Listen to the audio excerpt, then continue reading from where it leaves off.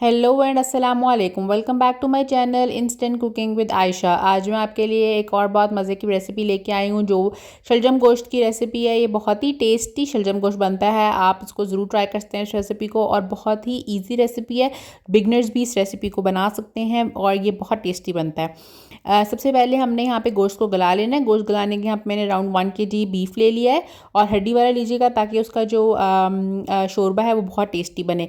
उसके बाद हम इसमें गार्लिक के क्लोव्स 4 ऐड कर देंगे, साथ एक बे लीफ ऐड कर दिया है, तेज़पत्ता, और 3 से 4 मैंने इसके अंदर साबुत काली मिर्चें ऐड कर दी हैं, एक बड़ी इलायची ऐड कर दी है, जिंजर का एक टुकड़ा ऐड किया है, सूखा धनिया ऐड किया है, और लौंग ऐड कर दिया है, और एक सिनेमन स्टिक हमने ऐड कर दिया इसके अंदर। खड़े मसाले सारे डाल के आप इसके पास जो अवेलेबल हैं, और उसके बाद हम पानी को जो है वो पानी डाल देंगे इसमें। पानी जो है वो आप 3 to 4 कप्स से शुरू में इसमें ऐड कर सकते हैं। बाकी इसमें हम स्पाइसेस भी साथ ही ऐड कर देंगे। सॉल्ट डालूंगी 2 teaspoon, chilli powder 1 teaspoon, chilli flakes half teaspoon, धनिया पाउडर, ज़ीरा पाउडर दोनों 1 टीस्पून ऐड कर दूंगी, और साथ हल्दी पाउडर ऐड करूँगी 1 टीस्पून। ये सारे जो मसाले हम इसमें ऐड कर देंगे और गोश्त को गलाने के लिए रख देंगे। अगर आपके पास कुकर है तो ये टाइम आपका और भी कम हो जाएगा, और गोश्त गलाने तक आपने इसको पकाना है। मैंने यहाँ पे साथ ही प्याज, हाफ़ प्याज लिया था और एक टमाटर लिया था, उसको बड़े क्यूब्स में कट करके वो इसमें डाल देना है। इसमें आपका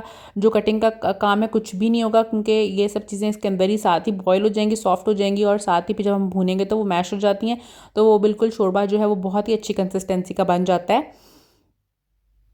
अच्छा जी, हमारे यहाँ पे हमने 40 मिनट्स लगे हैं ऑलमोस्ट इसको यहाँ पे कुक होने के लिए। हमने जो गोश्त है उसको बहुत ज़्यादा गलाना नहीं है, क्योंकि हमने भूनना है तो वो टूटना नहीं चाहिए। अभी हमने यहाँ पे इसको 80% कुक कर लेना है। बाकी हम शलजम ऐड करने के बाद भी इसको कुक करेंगे, तो बाकी जो कुकिंग टाइम है वो वहाँ पर पूरा हो जाएगा।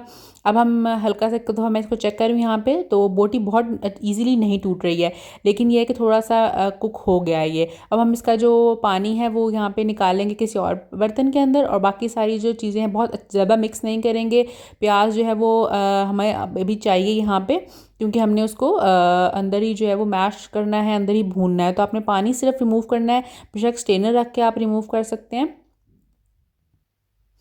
बाकी सारी चीज़ें इसी के अंदर होंगी। अब इसमें ऑयल ऐड कर देंगे हम। ऑयल इसमें मैं डालूंगी 6 to 8 टेबल स्पून ऑयल डाल के। अब हम इसको अच्छे से यहाँ पे भून लेंगे। अब ये सारा जो लहसुन और टमाटर जो आपको बड़े बड़े नज़र आ रहे हैं सारे बिल्कुल ईजिली जो है वो यहाँ पे मैश हो जाएंगे। तेज़पत्ता और हम जो खड़े मसाले हैं इस टाइम पे रिमूव भी कर सकते हैं इसके अंदर से।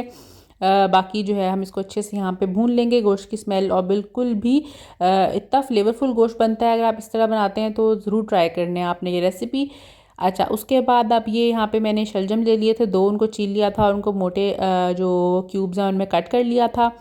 अब ये इसमें हम इसमें ऐड कर देंगे इस टाइम पे, और इनको भी साथ ही हमने भूनना है। टोटल टाइम जो भूनने का है वो 15 मिनट्स लगेंगे इसके अंदर। जो आपका जो टाइम है जिसमें आपने इसको खड़े होकर देखना है। बाकी टाइम में शुरू में भी एक बीफ जो है वो 30 मिनट्स के लिए खुद बॉयल होता रहेगा, उसमें ज़्यादा चीज़ें ऐड करने की ज़रूरत नहीं पड़नी है, ना भूनने की, ना चमचा हिलाने की।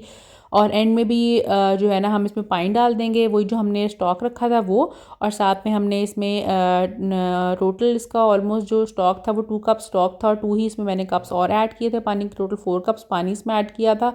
और अब इसको हमने ढक के जो है ना वो कुक कर लेना है फॉर 30 मिनट्स। और ये देखें जी कितना मज़े का ये शोरबा, और इसके साथ बीफ का इतना अच्छा फ्लेवर इसके अंदर आ जाता है। और शलजम के साथ आप इसकी शलजम इतने सॉफ्ट हो जाते हैं, और ये तंदूर की रोटी के साथ आप इसको सर्व करें, इतना मज़े का ये लगता है। और मैं ये रेसिपी बहुत अरसे से बना रही हूँ, मुझे ये बहुत पसंद है। इसमें मैं इसी तरीके से टिंडे बीफ भी बनाती हूँ, टिंडे चिकन बनाती हूँ, वो बहुत मज़े के बनते हैं। आपने मेरा चैनल सब्सक्राइब कर लेना है अगर आपको रेसिपी पसंद आती है। Thank you so much.